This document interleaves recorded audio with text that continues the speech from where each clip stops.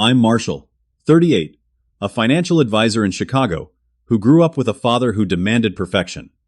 Last month, I received a letter from him. Don't try coming to the family reunion. We're cutting ties until you reconsider your priorities. I simply texted back, understood.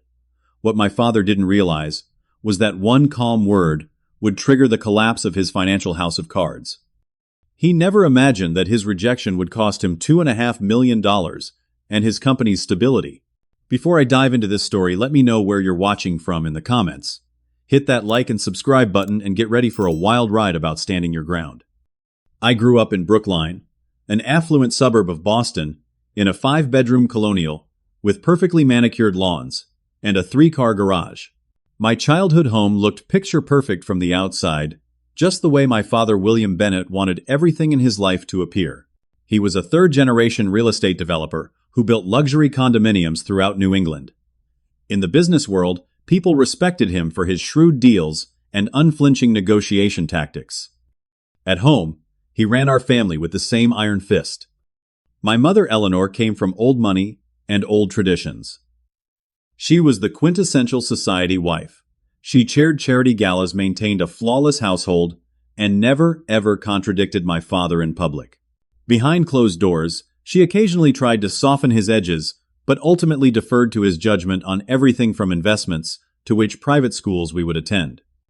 I was the middle child sandwiched between my older brother Robert and younger sister Amanda. Robert was the golden child, 5 years my senior, who embraced our father's worldview without question. He attended Dartmouth like our father, joined the same fraternity, and entered the family business immediately after graduation. By 30, he was already being groomed to take over eventually. Amanda, 3 years younger than me, was the family princess. Her academic performance was average at best, but she excelled socially and married the son of one of Boston's most prominent banking families by 24. My father considered this a greater achievement than any academic degree. Then there was me, the odd one out. From an early age, I questioned things. Why did we need a summer home in Martha's Vineyard when we barely used the one in Cape Cod? Why did father get angry when our housekeeper's son won a scholarship my brother had applied for? Why did mother always look sad when I thought no one was watching? Stop overthinking everything, Marshall, my father would say. Focus on what matters: grades, connections, and the family name. I excelled academically, but my interests veered toward psychology and understanding human behavior rather than building property empires. I played piano while my brother played lacrosse. I volunteered at a homeless shelter during high school, while my father complained about those people lowering property values.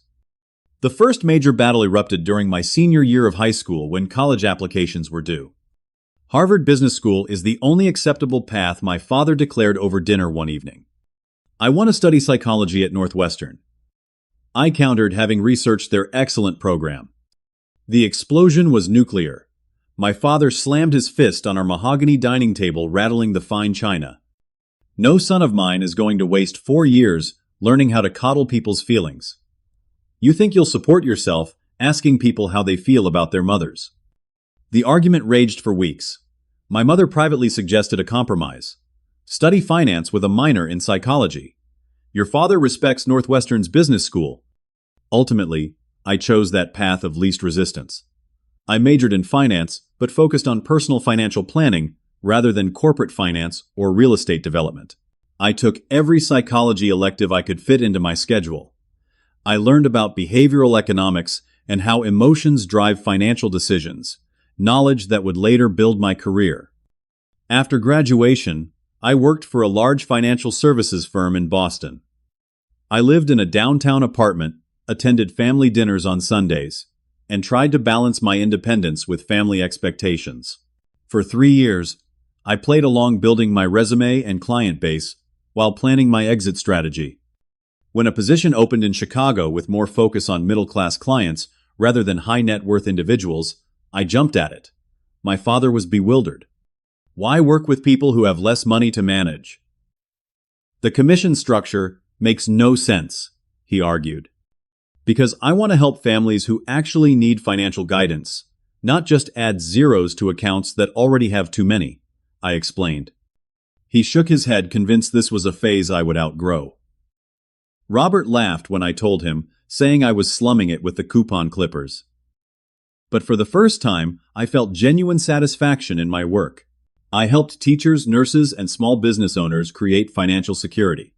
I developed specialized plans for first-generation college graduates who were navigating finances without family guidance. My practice grew steadily, as word spread about my straightforward approach and genuine interest in clients' well-being. For several years, this arrangement worked. I visited Boston for major holidays and family events. I called my mother weekly. I maintained a polite distance from my father's disapproval while building something meaningful in Chicago. I even started teaching financial literacy workshops at community centers. I was finally becoming my own person, building a life and career I could be proud of, one that aligned with my values rather than my father's. What I didn't realize was how dramatically everything would change when I met Jessica, and how that relationship would eventually force me to make the hardest choice of my life. I met Jessica Morales at a charity fundraiser for a children's literacy program in Chicago. While most attendees networked aggressively, exchanging business cards and power handshakes, Jessica was sitting cross-legged on the floor in her cocktail dress, reading The Very Hungry Caterpillar to a group of mesmerized children. Her animated expressions and genuine joy caught my attention immediately. "You're clearly not here to schmooze with potential donors," I said, when she finished her impromptu story time. She looked up with warm brown eyes and laughed. "These kids are way better company than most adults in suits. No offense to your very nice suit." Jessica was a kindergarten teacher at a public school in a working-class neighborhood. She had grown up in Chicago's South Side, the daughter of Mexican immigrants who ran a small grocery store. She worked through college and earned her teaching degree while helping in her parents' store on weekends. Our first date lasted 5 hours, dinner followed by a long walk along Lake Michigan. I found myself telling her things I rarely shared with anyone: my complicated relationship with my family, my genuine enjoyment of helping ordinary people with financial planning, my secret dream of eventually starting a nonprofit focused on financial education for underserved communities. "You know what I like about you, Marshall," she said, stopping to face the moonlit lake. "You could have been another entitled rich guy, but instead you're using your knowledge to help people who need it. That takes character." 3 months later, we were inseparable. 6 months in, I invited her to Boston to meet my family during Thanksgiving. I warned her extensively beforehand. "My father will probably make comments about your job not paying well. My mother will ask intrusive questions about your family background while pretending she's just making conversation. My brother will condescend to you, and my sister will pretend to be your best friend while judging everything from your clothes to your accent." Jessica squeezed my hand. "I teach 5-year-olds, Marshall. I can handle grown adults who act like children." The visit went exactly as predicted. My father asked Jessica within the first 10 minutes what her career goals were, clearly implying that teaching kindergarten couldn't possibly be a sufficient ambition. "My goal is to continue shaping the minds of our future citizens, while making learning joyful rather than stressful," she responded pleasantly. "Some of my former students are now in advanced placement programs because they developed a love of learning early rather than seeing education as a competitive sport." My father looked momentarily speechless, which was a rare sight. My mother was more subtle, but equally probing. "And where did you attend school, dear? Your English is so good." "I was born in Chicago, Mrs. Bennett. I'm third-generation American. I attended the University of Illinois on a partial scholarship," Jessica replied with dignity. Robert patronizingly explained Chicago's real estate market to Jessica, despite her having lived there her entire life. Amanda gushed over Jessica's dress, then immediately whispered to her husband that it was probably from one of those discount stores. The breaking point came during dinner, when my father asked about Jessica's family. "Your parents run a grocery store. How quaint. I suppose someone has to do those jobs." Jessica maintained her composure. "My parents came to this country with $50 between them. They built a business that has put 3 children through college and serves as a community hub in their neighborhood. They've never taken a vacation in 30 years because they're committed to their customers. I'm extraordinarily proud of what they've accomplished." Later that night in the guest room, I apologized profusely. "Don't apologize," Jessica said. "I feel sorry for them. They're so caught up in appearances and status that they can't recognize actual achievement unless it comes with a certain price tag." When I proposed 6 months later, my family's response was tepid at best. My mother worried about cultural differences. My father questioned if we were rushing into things. Robert suggested a prenuptial agreement. Amanda wondered aloud if we would have a real wedding or something casual. Her way of asking if we could afford a proper society event. We married in Chicago, with Jessica's large, warm, extended family filling the church. My parents attended with frozen smiles. My father's wedding speech focused on the Bennett family legacy rather than our happiness. Jessica's father spoke about love partnership and the joy of finding someone who makes you a better person. The real conflict began when Jessica's brother Daniel approached me about a small business loan. He had developed an app that helps small retailers compete with large chains by combining inventory management with customer loyalty programs. He needed $50,000 to hire developers to finish the product. "I don't expect you to just give me the money," Daniel explained. "I have a proper business plan. I've already signed up 20 test stores, including my parents. I can offer equity or structured repayment." I reviewed his proposal, consulted with colleagues who specialized in tech startups, and decided it was a sound investment. When my father heard about it during a family dinner in Boston, he was livid. "You're throwing away good money on some corner store app." This is why you need to focus on high net worth clients who understand real investment opportunities, not wasting capital on hopeless ventures. Daniel has a solid business model addressing a real market need I defended. And even if it fails, which I don't believe it will, I'm diversifying my investment portfolio just like you taught me. Against my father's advice, I invested in Daniel's company. Within 18 months, the app had been adopted by over 2,000 independent retailers across the Midwest. Daniel repaid my investment with interest and offered me a small equity position, which I accepted. My father never acknowledged being wrong. As Jessica and I built our life in Chicago, our visits to Boston became less frequent. Phone calls with my mother grew shorter. Email exchanges with my father focused on pragmatic matters rather than personal connection. We saw the family only at major holidays and occasionally when business brought me to Boston. Each visit grew more strained, as the fundamental differences in our values became impossible to ignore.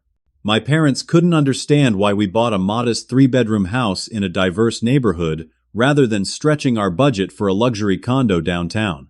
They seemed personally offended when we mentioned volunteering at a community garden or teaching financial literacy classes at the local library. "You make enough money to pay people to do charity work," my father said during one Christmas visit. "Focus on building wealth first, then donate later if you must." "That's not how we want to live," I replied simply, as Jessica squeezed my hand under the table. The distance between us grew not just geographically but philosophically, and yet despite everything they were still my family.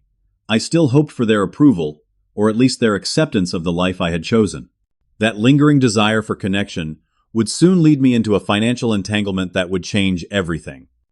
3 years ago, on a crisp October afternoon, my father called me directly, something he rarely did unless it was important. Usually communications went through my mother or his assistant. "Marshall, we need to discuss a business opportunity," he said, without preamble. "Bennett Properties is expanding into the Chicago market with a mixed-use development in Lincoln Park. It's going to be our biggest project yet. Luxury condos, high-end retail, and office space." I was immediately suspicious. My father had never shown interest in my input on business matters before. "Sounds ambitious," I replied cautiously. "Why are you telling me about this?" "We need additional financing to secure the property before our competitors move in. The bank is asking for a second guarantor on the loan, besides me. Robert is already leveraged on other projects, and your credit rating is excellent." The request blindsided me. "You want me to co-sign a loan for the company? How much are we talking about?" $2.5 million, he said, as casually as if discussing the weather. "It's just a formality. The project has pre-sold 60% of the residential units already. The risk is minimal." My financial advisor instincts kicked in immediately. I need to see the business plan, financial projections, current debt obligations, and contingency plans before I consider this. Don't you trust your own family? My father's voice hardened. This is how you build real wealth, Marshall, not by hand-holding middle-class clients through their retirement plans. I insisted on proper documentation, which arrived the next day via courier. I spent a weekend analyzing the materials, identifying several concerning assumptions in their financial models. The projected costs seemed underestimated, and the timeline was aggressive. I called Robert to discuss my concerns. The interest rate exposure alone could be problematic if construction delays pushed the completion date, I explained. Always the worrier, Robert laughed. Dad's been doing this for 40 years. The models always build in worst-case scenarios that never happen. This is going to be our flagship project. Don't you want to be part of the family legacy? That weekend, my mother called. Your father is very hurt that you're hesitating, she said. He's offering you a chance to participate in the business without having to leave your current job. It would mean so much to him. The guilt tactics worked. After discussing it with Jessica, who supported whatever decision I made while expressing her own reservations, I agreed to co-sign the loan. I justified it as a gesture of good faith toward my family, a way to remain connected despite our differences. The paperwork was complex, but I made sure to read every clause. My signature would make me jointly liable for the entire loan amount if the company defaulted. I asked for quarterly financial statements and the right to audit the project's accounts, which my father reluctantly granted. You're treating us like we're strangers, he complained. I'm treating this like the serious financial commitment it is, I countered. For the first year, everything proceeded according to plan. Construction began on schedule, costs stayed within budget, and the pre-sales continued steadily. I received my quarterly statements, which showed appropriate progress. My relationship with my family even seemed to improve slightly. My father called occasionally to update me on the project, almost treating me like a partner rather than an estranged son. Then, reviewing the third quarter statement of the second year, I noticed something concerning. Large sums had been diverted from the construction budget to affiliated business entities with vague descriptions. When I called the company's financial controller, she seemed nervous and referred me back to my father. We're just moving money between different aspects of the business, my father explained dismissively when I called him. It's completely normal in development projects. Not without documentation and transparency to the lender, I replied. The loan agreement specifically prohibits using these funds for unrelated ventures. Don't lecture me about my business, Marshall, he snapped. Everything is under control. But my next quarterly statement showed even larger transfers, plus new loans taken against the property that weren't in the original business plan. I flew to Boston for an emergency meeting with my father and brother. In my father's wood-paneled office overlooking Boston Harbor, I laid out my concerns. You're violating the terms of the loan agreement. If the bank audits these transactions, they could call the entire loan due immediately. We needed capital for an unexpected opportunity in Providence, Robert explained. A prime waterfront property became available below market value. We couldn't pass it up. So you're using loan money secured for the Chicago project to fund a completely different development. That's not just risky, it's potentially fraudulent. My father's face reddened. Now you're accusing us of fraud. This is how real estate development works, Marshall. You leverage assets to maximize opportunities. The Providence project will generate enough profit to repay any temporary borrowing from Chicago. And if it doesn't, my name is on that loan. My financial future, Jessica's future, is at risk if this falls apart. Always the dramatic one, Robert interjected. The family would never let you suffer financial hardship, but we need you to be a team player here. I left Boston deeply troubled. Back in Chicago, I consulted discreetly with an attorney friend who specialized in banking law. She confirmed my fears. I could be fully liable for the entire loan amount regardless of how my father had misused the funds. You need to get your name off that loan agreement as soon as possible, she advised. This has all the warning signs of a situation that could implode financially. Over the next months, I repeatedly tried to address the issue with my father. Each conversation ended in argument.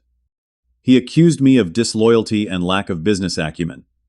My mother called crying about family harmony. Robert sent patronizing emails, explaining how the real world works.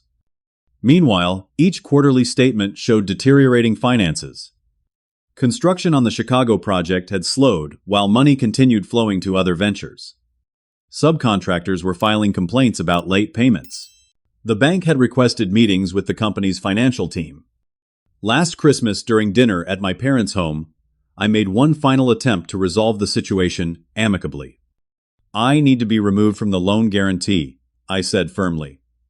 "The project has deviated too far from the original business plan I agreed to." My father threw his napkin on the table. "There it is, the real Marshall Bennett. When things get slightly complicated, you want to run away. This is why you'll never build real wealth or leave a legacy that matters." "This isn't about wealth or legacy," I replied, maintaining my composure.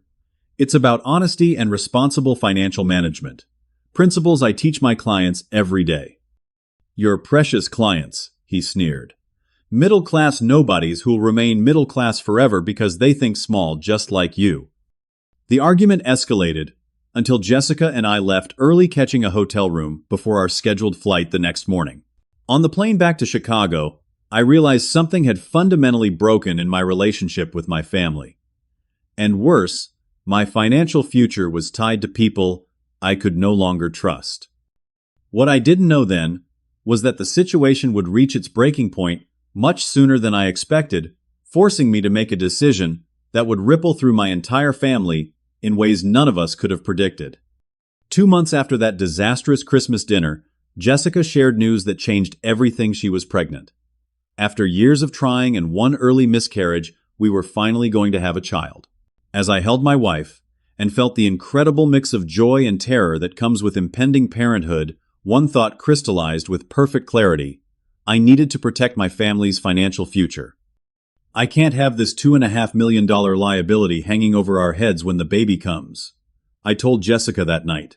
It's time to force the issue with my father. She placed her hand over mine. "Whatever you decide, I'm with you. But remember who you're dealing with. Your father doesn't respond well to ultimatums." The next week, I flew to Boston and requested a formal meeting at my father's office rather than our family home.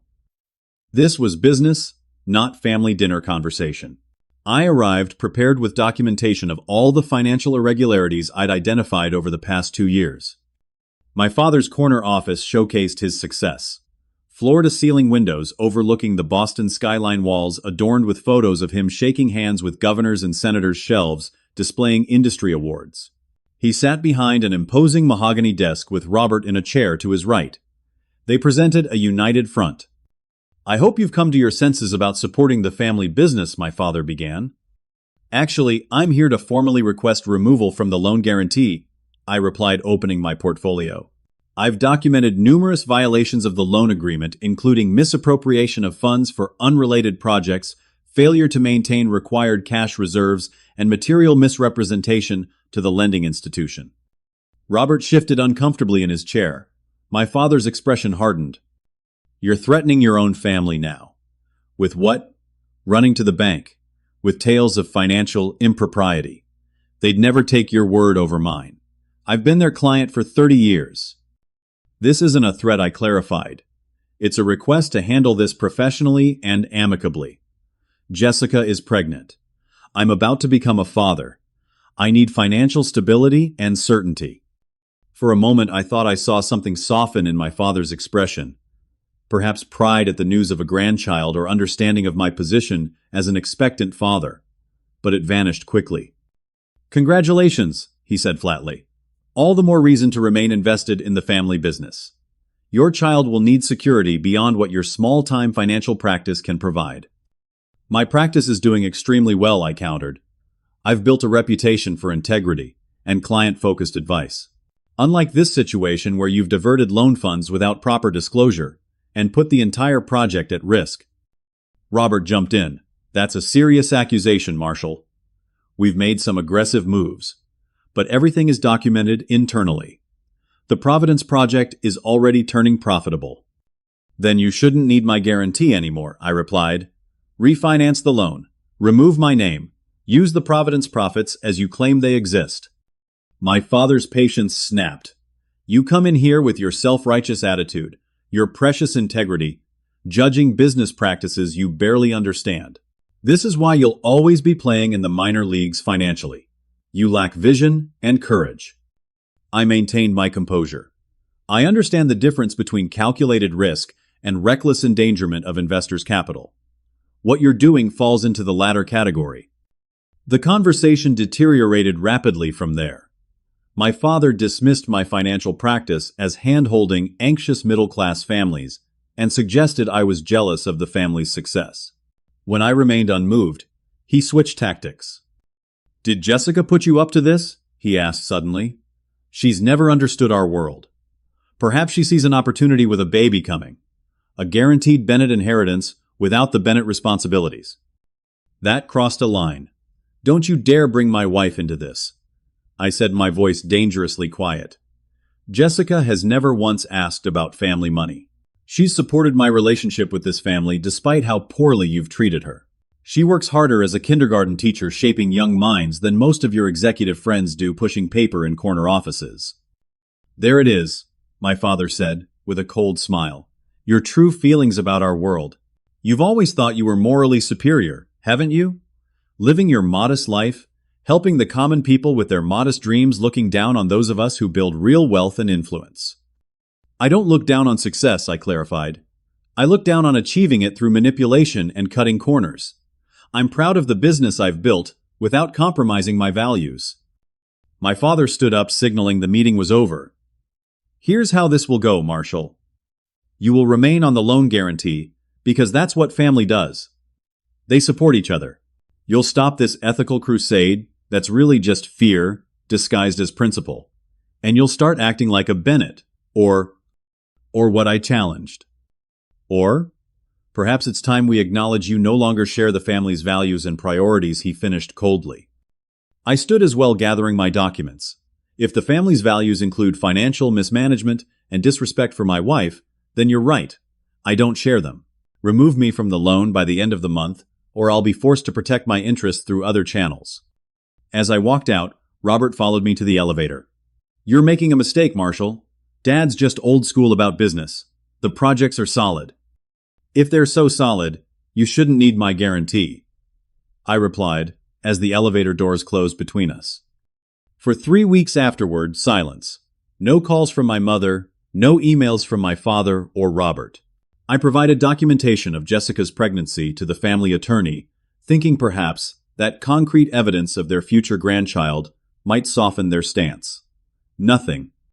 Then, as it had for the past 25 years without fail, the annual family reunion invitation arrived in my email.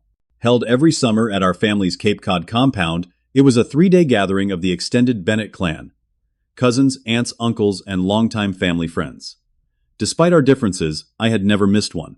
I saw it as a potential opening, a chance for reconciliation. I booked flights for Jessica and myself, hoping the public setting might force civility and perhaps create space for resolution. I even began preparing a more conciliatory approach to the loan issue, perhaps a structured exit over 6 months rather than immediate removal. The day before we were set to fly to Boston, a certified letter arrived at our home. Inside, on heavy Bennett Properties letterhead, was a single paragraph: "Dear Marshall, after careful consideration of recent events, the family has decided it would be best if you did not attend this year's reunion. Your continued opposition to family interests and values has created an untenable situation. Until you reconsider your priorities and demonstrate appropriate loyalty to the Bennett legacy, we feel it is best to minimize contact. The family will reach out when they feel circumstances have changed. Regards, William Bennett." Not Dad, not love. Just regards, William Bennett, as if I were a dismissed employee rather than a son. Jessica found me in my home office, staring at the letter. "What is it?" she asked, concerned by my expression. I handed it to her silently. She read it, her face flushing with anger. "How dare they? After everything, they're just cutting you off because you won't let them risk your financial future. This is manipulation, pure and simple." She was right, of course. This was my father's power play. Use access to family as leverage to force my compliance on the loan issue. He expected me to cave, to call begging for reconciliation to apologize for challenging him. Instead, I picked up my phone, took a photo of the letter, and sent it to my father with a single-word response: "Understood." Then I sat at my desk, took a deep breath, and made the decision that would change everything. It was time to protect my family. My real family, Jessica, and our unborn child, regardless of the consequences. After texting my response to my father, I sat in my home office for nearly an hour, contemplating my next move. Jessica brought me a cup of tea and sat quietly beside me, her presence a reminder of what truly mattered. "What are you thinking?" she finally asked. "That I've been passive for too long," I replied. "Hoping they'd change, hoping they'd respect boundaries, hoping they'd do the right thing. It's time to take action." First thing the next morning, I called Patricia Winters, an attorney who specialized in banking and finance law. We had met through a professional networking group years earlier, and I trusted her judgment. "Marshall, based on what you've shared, there appears to be a material breach of the loan agreement," Patricia said, after reviewing the documentation I had compiled. The funds were explicitly designated for the Chicago development, not for opportunistic investments in other markets. "What are my options?" I asked. "There's a clause in most commercial loan agreements called material misrepresentation that allows co-signers to petition for removal if the primary borrower has substantially misused funds or misrepresented the purpose of the loan," she explained. "You'll need to present evidence to the bank, but given what you've shown me, you have a strong case." With Patricia's guidance, I organized the financial records, chronologically highlighting the most egregious examples of fund diversion. We prepared a formal presentation for the bank, along with a letter requesting my removal from the loan guarantee based on material breach of terms. 2 days later, I met with Harold Johnson, the senior loan officer at First National Bank, who had overseen the Bennett Properties account for years. I had insisted on meeting him alone without my father or brother present. "I appreciate you seeing me on short notice, Mr. Johnson." I began in his wood-paneled office. "I understand my father has been a valued client of this institution for decades." Johnson nodded. "The Bennett name carries weight here, which makes your request rather unusual." "I wouldn't be here if the situation weren't serious," I assured him, opening my portfolio. "I've documented numerous instances where loan funds designated specifically for the Chicago Lincoln Park development have been diverted to unrelated projects without proper disclosure to your institution." Over the next hour, I walked Johnson through the evidence funds transferred to shell companies that were actually being used for the Providence waterfront project, construction delays in Chicago directly resulting from cash flow shortages, unpaid subcontractors threatening liens against the property. Johnson's expression grew increasingly grave. "These are serious allegations, Mr. Bennett. You understand that as a co-signer, you could be held equally liable if these practices led to default." "That's precisely why I'm here," I replied. "I co-signed this loan in good faith, based on a specific business plan and purpose. That plan has been materially altered without my consent or proper notification to the lending institution." Johnson studied the documents carefully. "We'll need to conduct our own investigation to verify these claims. I should warn you, this could potentially trigger a full audit of Bennett Properties and all related entities." "I understand the seriousness of this request," I said, "but I have a family to protect and I can no longer be financially entangled in business practices I cannot, in good conscience, support." As I left the bank, I felt a strange mixture of dread and relief.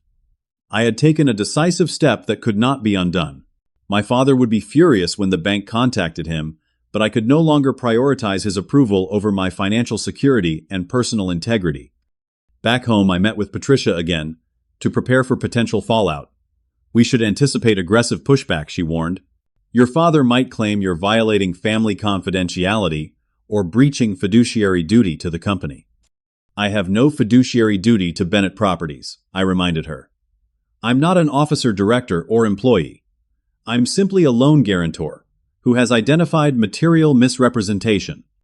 "Legally, you're correct," she agreed.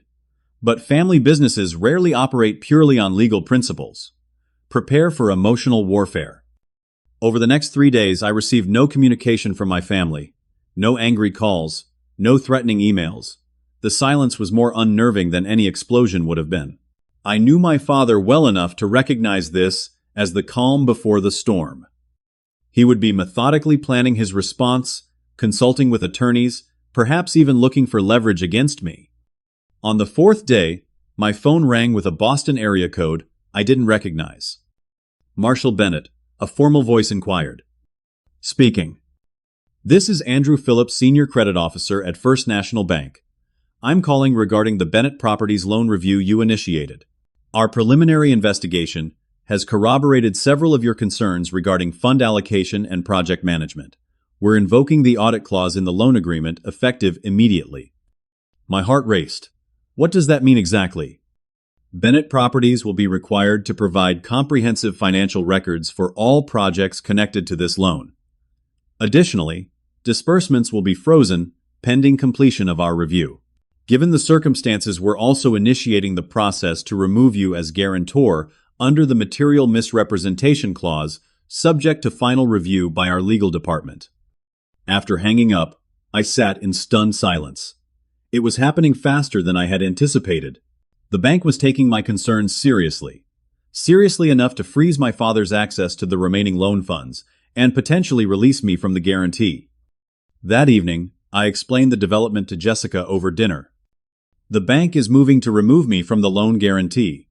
Their preliminary investigation confirmed what I suspected.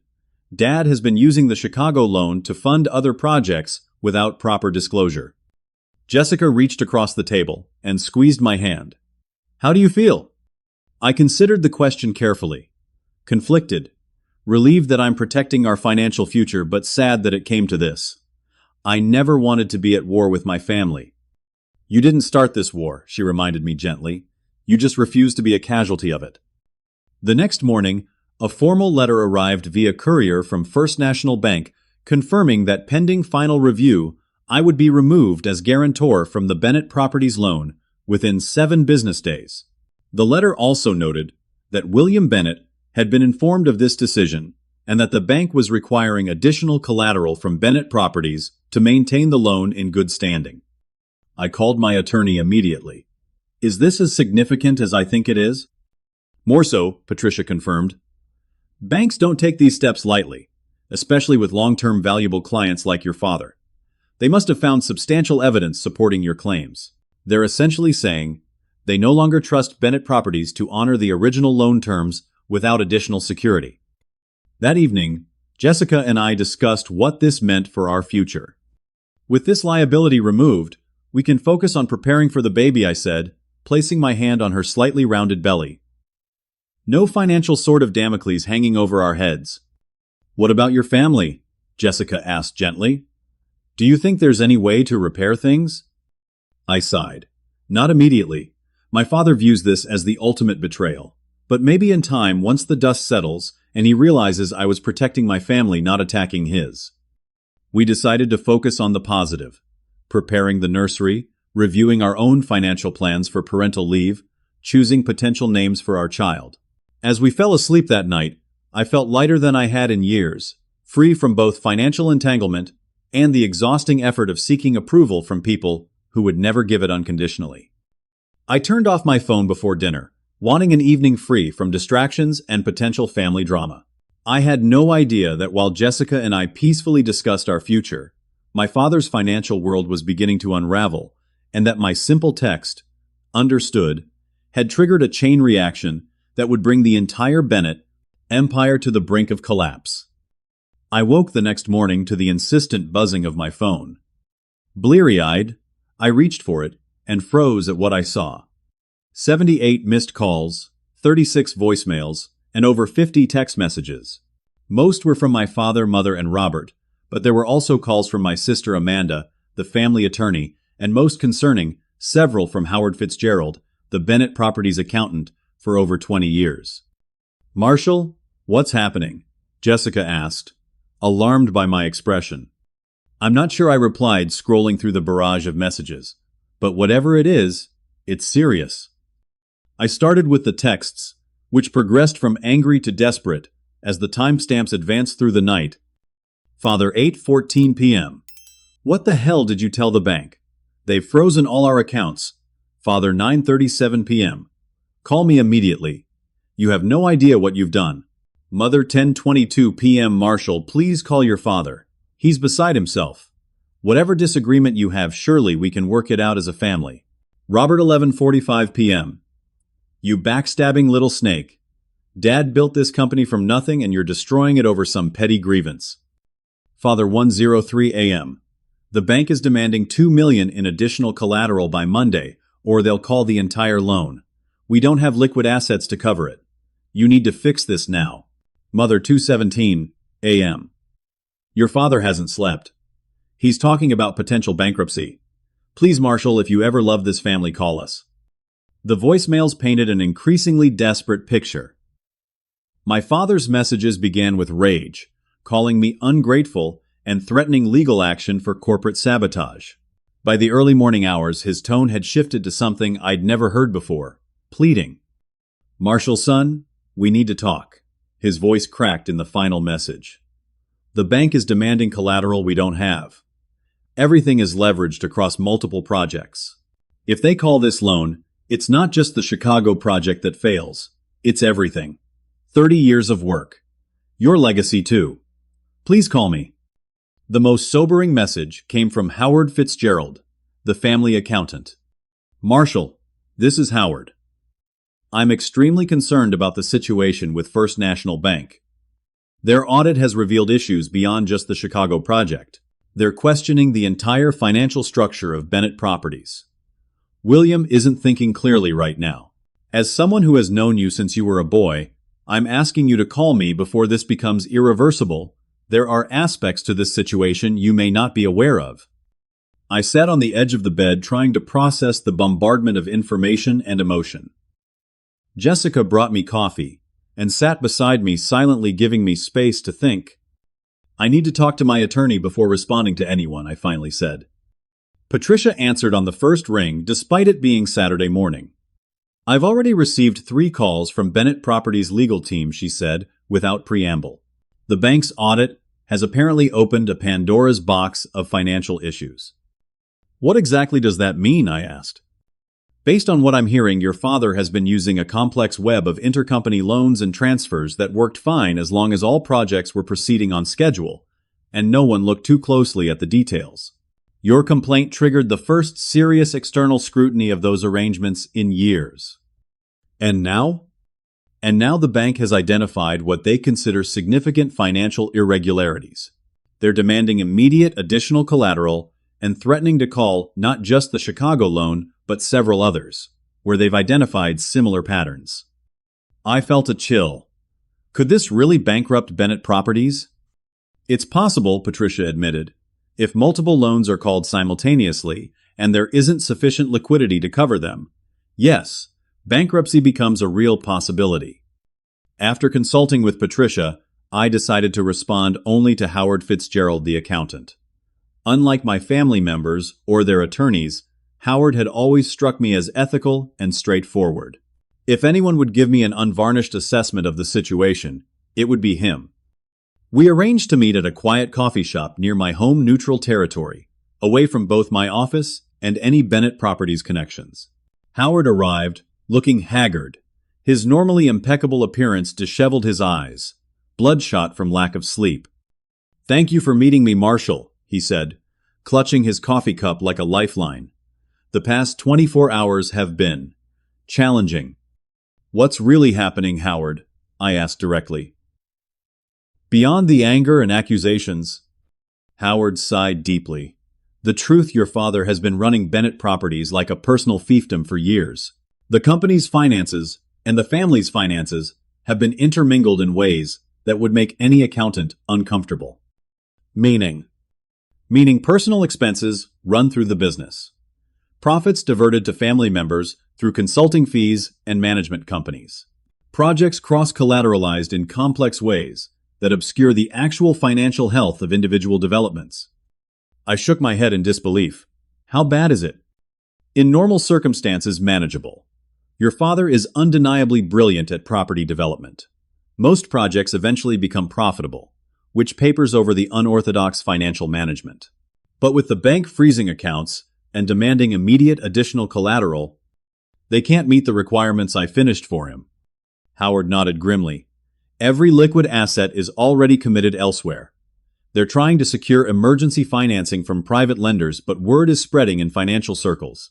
Terms being offered are punitive at best, predatory at worst. And my father wants me to intervene with the bank, I surmised. He believes that since you initiated the complaint, you could withdraw it, or at least negotiate more favorable terms. I sat back processing this information. Howard, I need to ask you something, and I need complete honesty. If you were in my position with a pregnant wife and a child on the way, would you put your financial future back on the line for Bennett Properties, given what you know about their financial management? Howard was quiet for a long moment, staring into his coffee. Finally, he looked up and met my eyes directly. No, he said simply, I wouldn't. And frankly, as your accountant, rather than your father's, I would strongly advise against it. His honesty surprised me. You're still my father's accountant. Aren't you supposed to be advocating for his interests? Howard smiled sadly. I've been with your father for 20 years. I respect his vision and drive, but I've also watched him bend financial rules past their breaking point. I've raised concerns repeatedly and been ignored. Perhaps this reckoning was inevitable. As I drove home from the meeting, my mind raced with conflicting emotions. Part of me felt guilty for triggering this potential collapse. Another part felt vindicated. I'd been right about the financial mismanagement all along. Mostly I felt sad that it had come to this. A family at war, a business in crisis, decades of work potentially lost. When I arrived home, Jessica was waiting anxiously. What did Howard say? I recounted our conversation, ending with his surprising candor about my father's financial practices. So what will you do? She asked. Before I could answer, the doorbell rang. Through the peephole, I saw my father standing on our porch, looking nothing like the commanding figure I'd known all my life. His shoulders were slumped, his normally perfect hair disheveled, his expression haggard. It's my father, I told Jessica, my hand on the doorknob. She squeezed my arm. Remember who you are, Marshall, not who he wants you to be. Taking a deep breath, I opened the door to face the reckoning that had been 38 years in the making. My father stood on my doorstep, looking like a man I barely recognized. His bespoke suit was wrinkled, his eyes bloodshot, his usually commanding presence diminished. For a moment, we just stared at each other, the weight of decades of complicated emotions hanging between us. May I come in? He finally asked, his voice lacking its usual authority. I stepped aside, leading him to our living room, where Jessica sat protectively, one hand resting on her stomach. My father nodded awkwardly in her direction. Congratulations on the baby, he said stiffly. Your mother will be pleased to hear the news. William, let's not pretend this is a social call, I said, using his first name deliberately. You're here because the bank is calling your loans. His face flushed with anger, a glimpse of his normal self returning. I'm here because my son has betrayed his family. You went behind my back to the bank with accusations and half-truths. I presented documented evidence of misappropriated funds and material misrepresentation. I countered calmly. The bank's own investigation confirmed everything. You had no right to interfere in business matters. You barely understand. I understand enough to know that using designated project funds for unrelated investments violates loan agreements. I understand enough to know that my financial future and my family's security were at risk because of your reckless management. My father paced our living room like a caged animal. 30 years. I've built this company for 30 years, created a legacy for this family, provided opportunities and advantages most people can only dream of. And this is how you repay me, by bringing everything to the brink of collapse. I didn't create this situation, I replied evenly. I merely exposed it. The bank would have discovered these issues eventually during routine audits. The only difference is that my family and I would still have been financially entangled when it happened. He stopped pacing and stared at me, calculation replacing anger in his eyes. We need to fix this, Marshall. The bank trusts you. If you explain that this was a misunderstanding, that you overreacted to normal business practices. Normal business practices, Jessica interjected incredulously. From what Marshall has shown me, and what your own accountant confirmed today, what you've been doing is neither normal nor ethical. My father glared at her. This is a family matter. She is my family, I said firmly. My primary family now. Whatever you have to say can be said in front of her. He sat heavily on our sofa, suddenly looking every one of his 64 years. Fine. The situation is dire.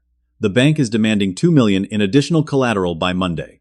Our other financing options have either fallen through or come with terms that would bleed the company dry within months.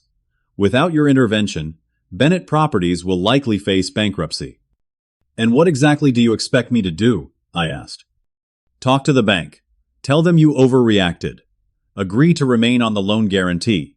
Use your influence as the ethical Bennett to restore their confidence. I studied my father carefully. For the first time in my life, I was seeing him vulnerable, desperate. There was no bluster, no intimidation, just raw need.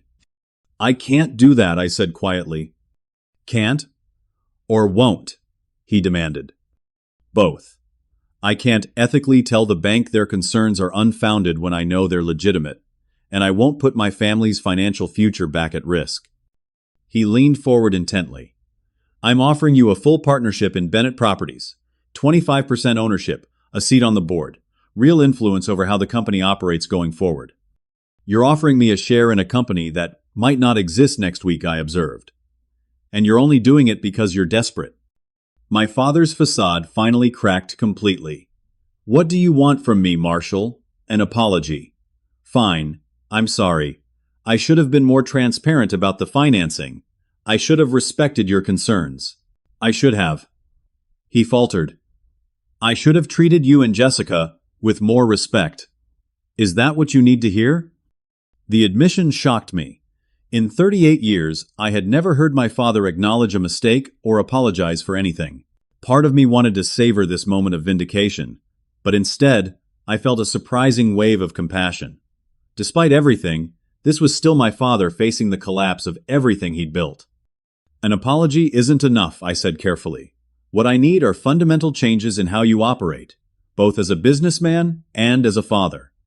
Meaning what exactly? If, and this is a significant if, I consider helping with the bank situation, I would need several non-negotiable conditions. His eyes narrowed, such as, first, complete financial transparency. All Bennett Properties books open to independent auditors. Proper corporate governance with a real board, not just family yes-men. Separation of family and business finances. That's interfering with how I run my company, he protested.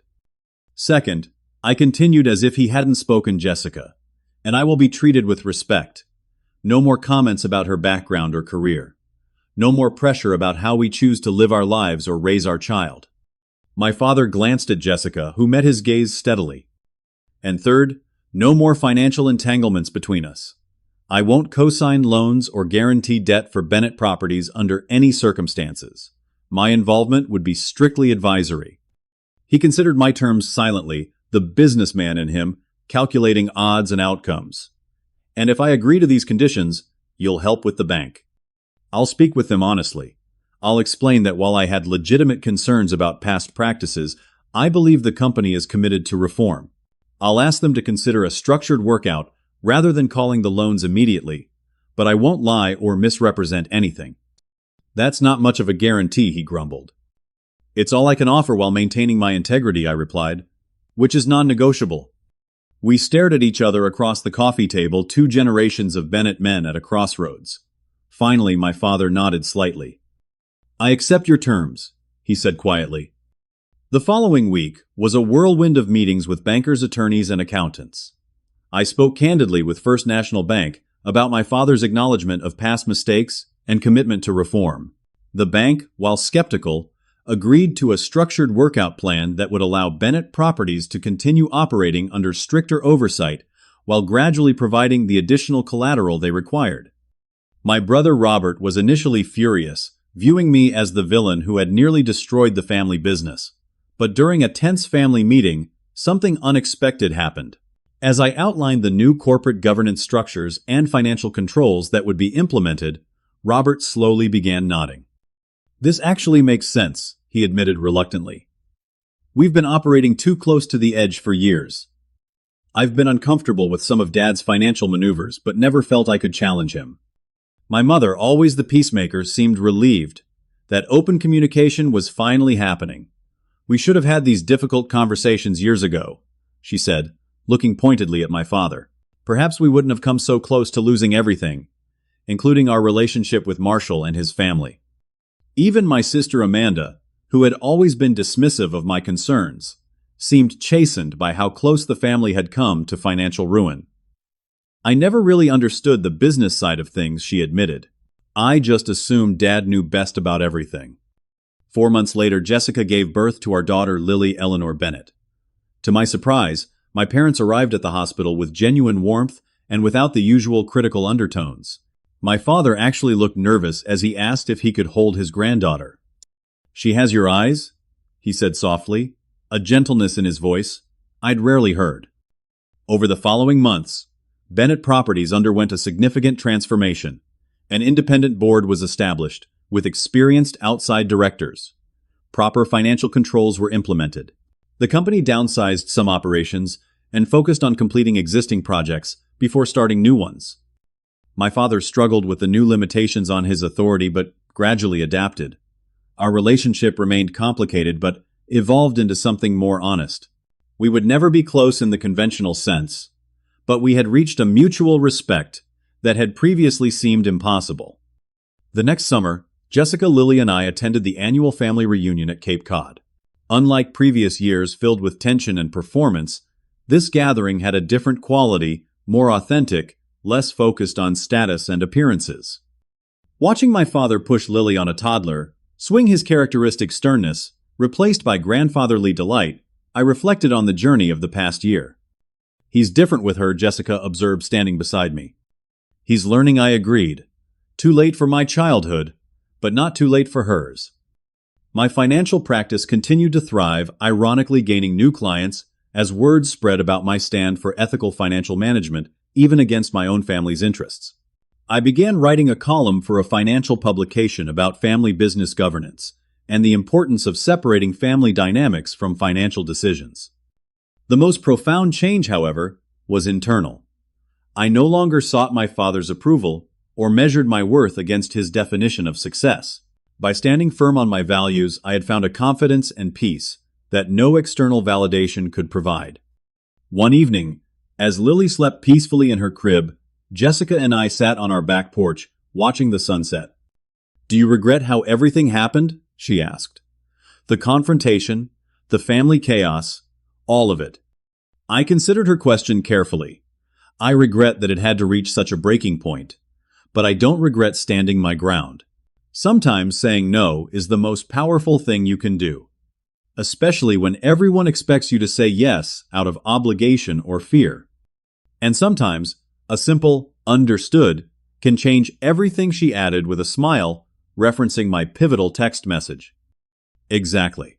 One word backed by decisive action can redefine relationships and redirect the course of multiple lives.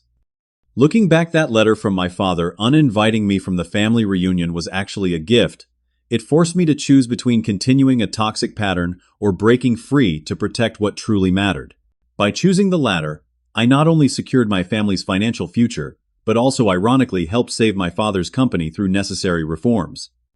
The greatest lesson I learned through all of this, and the one I hope to pass on to Lily, is that true integrity isn't about grand gestures or public stands.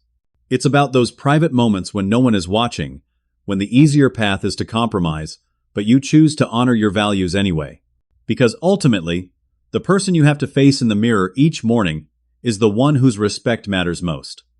If you've ever had to take a difficult stand against family pressure, I'd love to hear your story in the comments below.